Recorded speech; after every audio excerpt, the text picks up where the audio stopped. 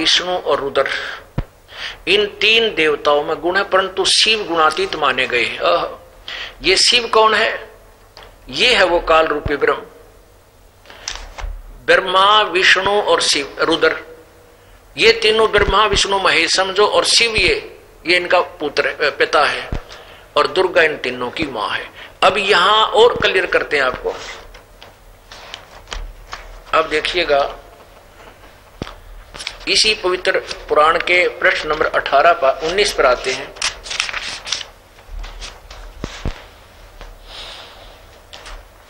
प्रश्न नंबर 19 विद्वेश्वर संहिता है।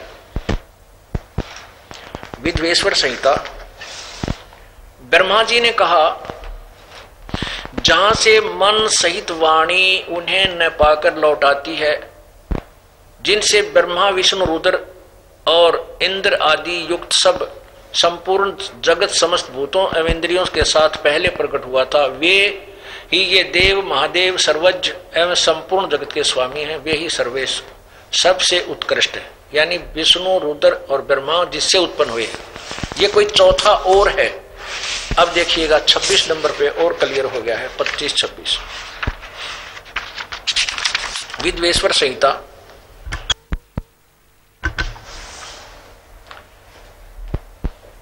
ये देखिएगा 25 पे,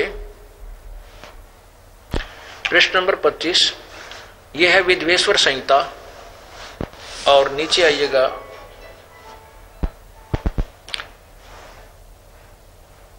एक 25 प्रश्न, ब्रह्मा और विष्णु ने पूछा।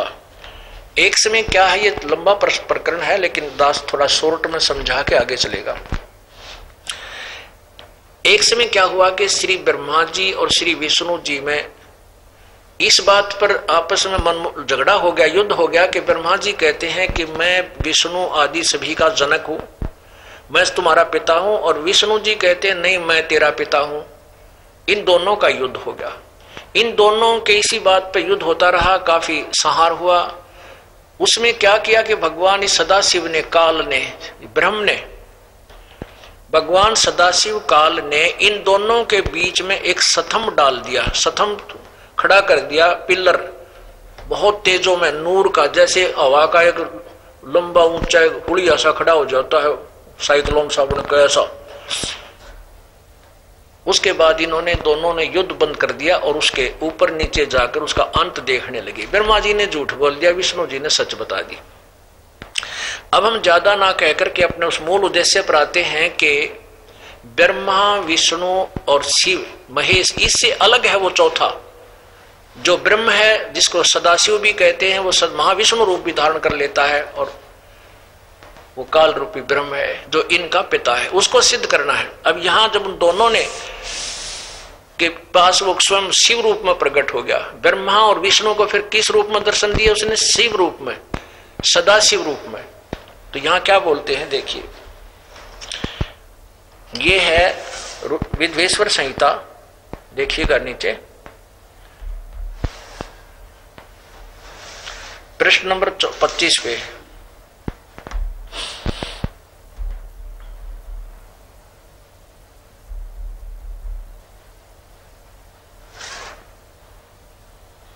चेंज करो इसको।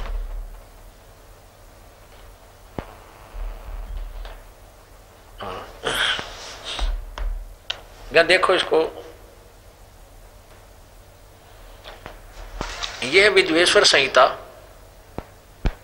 प्रश्न नंबर 25 और प्रश्न नंबर 24 पे ये दोनों ब्रह्मा और विष्णु जी के बीच में ये स्तंभ है, ये खड़ा कर दिया। अब यहां से हम इसका अपना जो निष्कर्ष है वो लेंगे इतना ही। एक 25 प्रश्न प्रारंभ, ब्रह्मा और विष्णु ने पूछा, प्रभु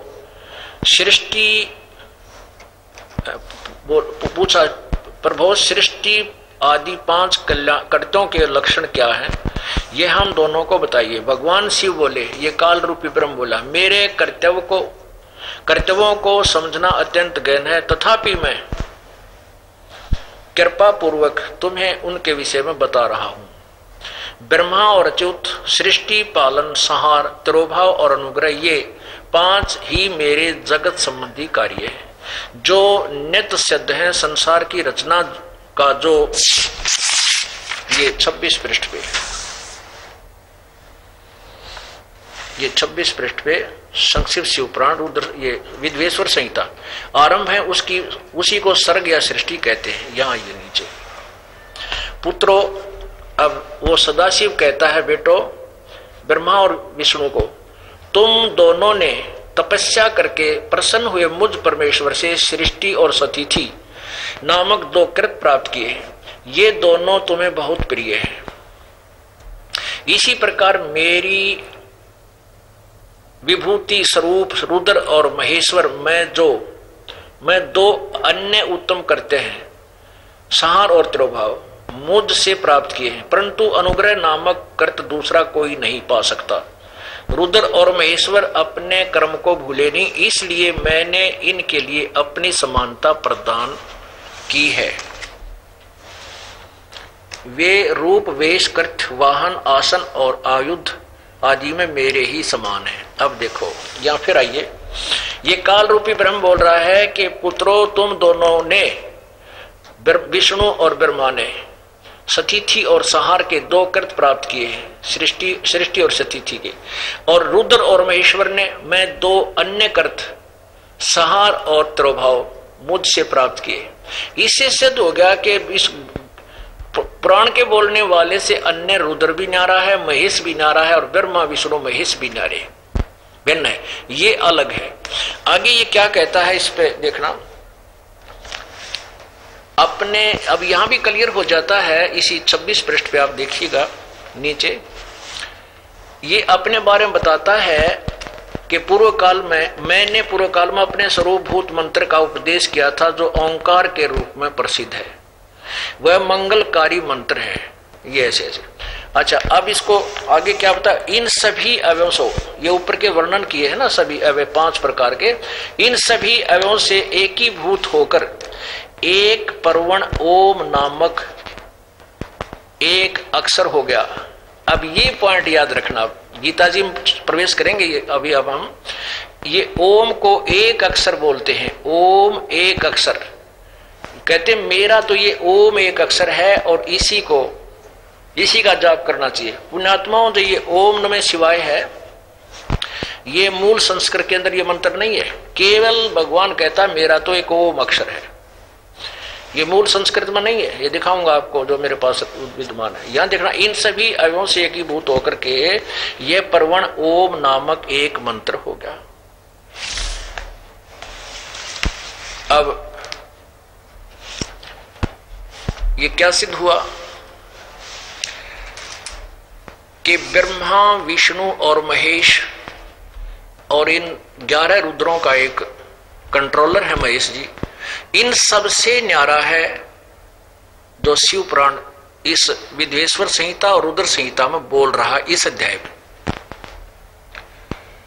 अब ये है वो काल रूपी ब्रह्म।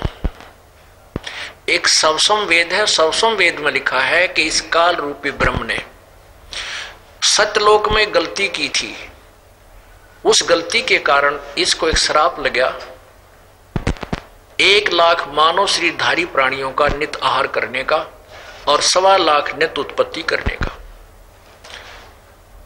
उसी उद्देश्य से ये अपने तीनों पुत्रों को भी गुमराह रखता है, इनको कोई सच्चाई नहीं बताता, सबको भ्रमित रखता है और इनको एक एक गुण युक्त कर देता है। इन ब्रह्मा विष्णु महेश के भी बस की बात नहीं, इनके शरीर से ऐसी वो शक्ति निकल रही है जो सभी प्राणियों को प्रभावित कर रही है, और ये ओवरऑल कंट्रोलर है। अब हम देवी भागवत में बहुत लंबा विस्तार है, उसको भी थोड़ा सा